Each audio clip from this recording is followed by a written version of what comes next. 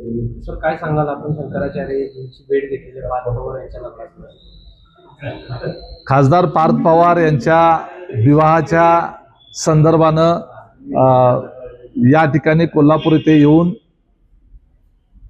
शंकराचार्य पीठाला भेट देऊन सन्माननीय शंकराचार्य यांच्याशी वार्तालाप करायचा होता। तो एक महाराष्ट्रामध्ये असलेल्या वेगळ्या पद्धतीच्या रूढी परंपरा आणि एका वेगळ्याच मान्यतेच्या संदर्भानं तो त्या ठिकाणी वार्तालाप करायचा होता। शंकराचार्य पीठाला भेट देण्याचं किंवा त्यांच्याकडेच भेटण्याचं कारण म्हणजे हे कोल्हापूरचं शंकराचार्याचं पीठ याचा थेट संदर्भ जो आहे तो छत्रपती शाहू महाराजांचा संदर्भ आहे आणि छत्रपती शाहू महाराजांनी या पीठाला शंकराचार्य त्या ठिकाणी नेमणूक त्यावेळेला त्यांनी केलेली होती आणि त्यामुळे तेव्हापासून या शंकराचार्य पीठाची परंपरा जी आहे ते जे काही हिंदू धर्मशास्त्रामध्ये जे खरं सत्य आहे ज्याच्यातून सर्वसामान्य माणसाचं शोषण पिळवणूक होणार नाही आणि त्याची जागृती व्हावी याच्याकरता म्हणून शास्त्राचा खरा अर्थ सांगणारं पीठ म्हणून हे ओळखलं जातं। त्यामुळं एखाद्याच्या घरामध्ये कुटुंबामध्ये जर निधन झालं असेल तर त्या कुटुंबामध्ये लग्न जे आहे ते 1 वर्षाच्या आतच केलं पाहिजे, अन्यथा 3 वर्ष लग्नच करता येणार नाही। अशा पद्धतीची महाराष्ट्रामध्ये मान्यता जी आहे ती पिढ्यानपिढ्या चालत आलेली आहे आणि या संदर्भामध्ये शास्त्र काय सांगतं याचं जर त्या ठिकाणी आपल्याला अधोरेखित कुणाकडून करून घ्यायचं, शास्त्र नेमकं काय सांगतं ते कुणाला विचारलं पाहिजे। तसं तर विचारता तर आणखी लोकांना आला असतं, परंतु याचा संदर्भ छत्रपती शाहू महाराजांचा आणि त्याचबरोबर कोल्हापूर नगरीचा असल्या कारणानं या शंकराचार्यांच्या पीठाकडे येऊन आणि शंकराचार्यांशी बोलून त्या ठिकाणी आज या संदर्भातला उकल त्या ठिकाणी केली।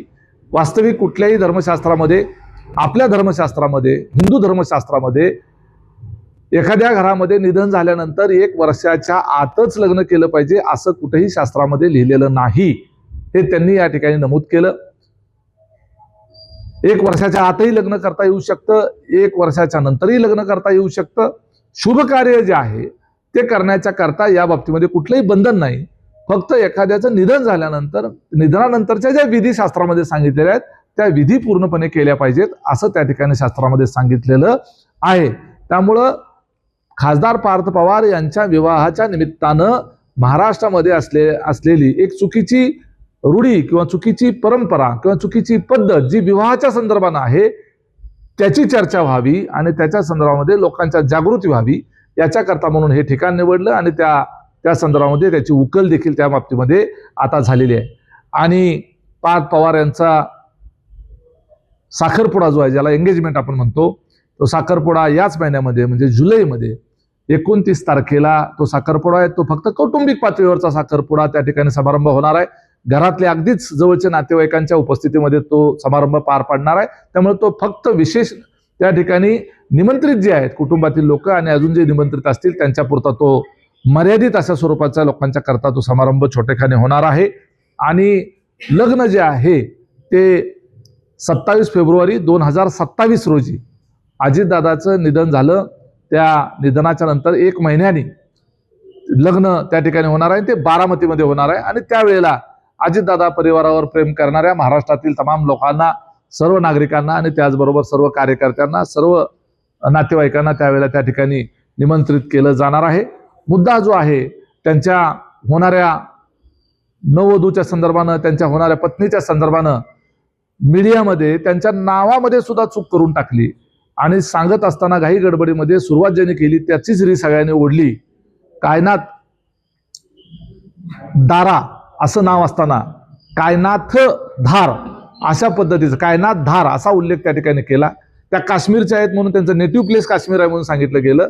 एखाद्याचं व्यक्तिमत्वाची आयडेंटिटी जी आहे त्याची ओळखच त्यातून पुसली जाते जर चुकीच्या पद्धतीनं त्या ठिकाणी मांडणी केली।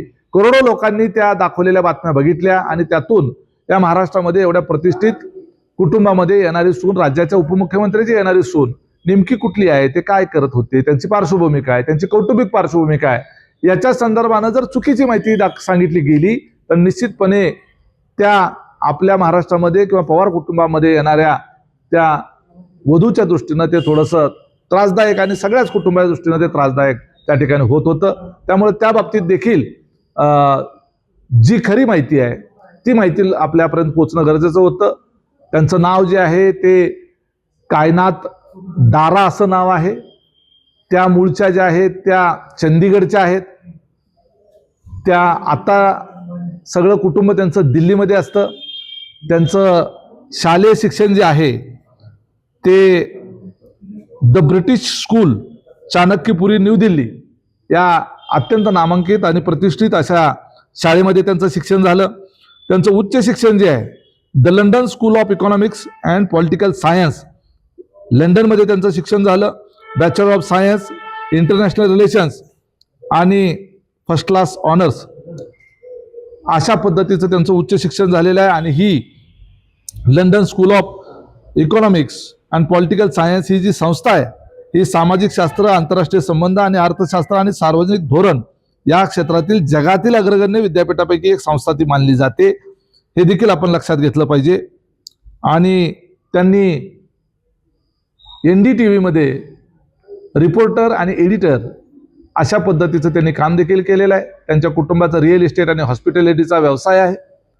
हे सांगण्याचं कारण म्हणजे मीडियामध्ये वेगवेगळ्या पद्धतीनं पुन्हा चुकीचीच माहिती त्या ठिकाणी सांगितली जाऊ नये, त्रुटी कुठली त्या सांगताना राहू नये याच्याकरता म्हणून सांगितलं. वास्तविक हा कौटुंबिक आणि अंतर्गत विषय आहे, परंतु आजकाल सार्वजनिक जीवनामध्ये असलेल्या व्यक्तिमत्वांच्या संदर्भानं मीडियामध्ये चर्चा होते आणि तशाच पद्धतीचं मग चर्चा सगळ्या लोकांमध्ये, सगळ्या देशामध्ये, सगळ्या राज्यामध्ये त्या ठिकाणी होते.